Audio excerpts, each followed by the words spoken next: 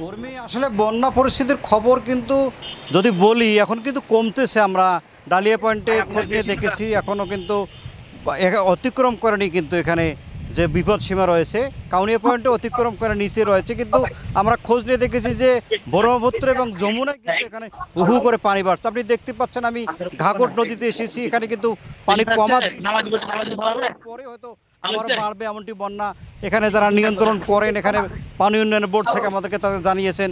আবহাওয়া অফিস থেকে আমাদেরকে জানানো হয়েছে রংপুরে কিন্তু 24 ঘন্টায় 132.4 মিলিমিটার বৃষ্টিপাত তারা রেকর্ড করেছেন, এবং ডালিয়া পয়েন্টে আমরা খোঁজ নিয়ে দেখেছি যে 115 পয়েন্ট এখানে তারা বৃষ্টি তারা রেকর্ড করেছেন, এবং আমরা আরও একটি খোঁজ নিয়ে দেখেছি কাউনিয়ায় কিন্তু এখানে 18 মিলিমিটার বৃষ্টি তারা রেকর্ড করেছেন।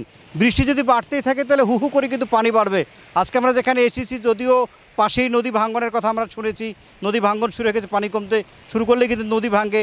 এখানে কিন্তু মানুষের এখন দুর্ভোগ নেমে এসেছে। আমরা অনেক এলাকায় খোঁজে দেখেছি যে মানুষ কিন্তু বিপদে পড়েছে। পানি কমার সঙ্গে সঙ্গেই এখানে তারা বলতেছেন যে নদী ভাঙতেছে, তাদের বাড়িঘর সরিয়ে নিতে হচ্ছে।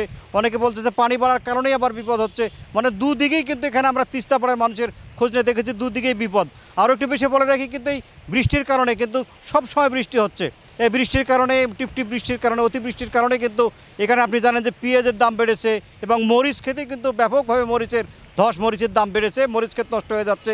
এই বন্যার কারণে কিন্তু নানান ধরনের বিপদ আসলেও কিছু কিছু ক্ষেত্রে আবার আমরা ভালো দিক লক্ষ্য করেছি। সেক্ষেত্রে আমরা দেখেছি যে আমরা অনেক এলাকায় দেখেছি যে যারা বীজ করছেন আমনের, অনেকে আমন লাগাচ্ছেন উঁচুতে তারা আলু করার জন্য, কিন্তু সব মিলে কিন্তু আমরা ওর দেখেছি যে বন্যা পরিস্থিতি যদি আমরা বলতে যাই এখন কিন্তু অবনতির দিকে যাচ্ছে। এখানে যদি পানি কমতেছে আবার ভাটির দিকে পানি বাড়তেছে। আমরা খোঁজ নিয়ে দেখেছি যে কুড়িগ্রামের সাইডে এবং জামালপুরের দিকে কিন্তু হু করে পানি বাড়ার কারণে কিন্তু এলাকার লোক ক্ষতিগ্রস্ত হয়ে পড়ছেন। তবে আপাতত তিস্তা এবং কাউনিয়া যে পয়েন্টগুলো রয়েছে পানি বিপদ সীমার নিচে রয়েছে এমনটি এখানকার আবহাওয়া অফিস থেকে শুরু করে পানি আমাদেরকে জানিয়েছেন উর্মি।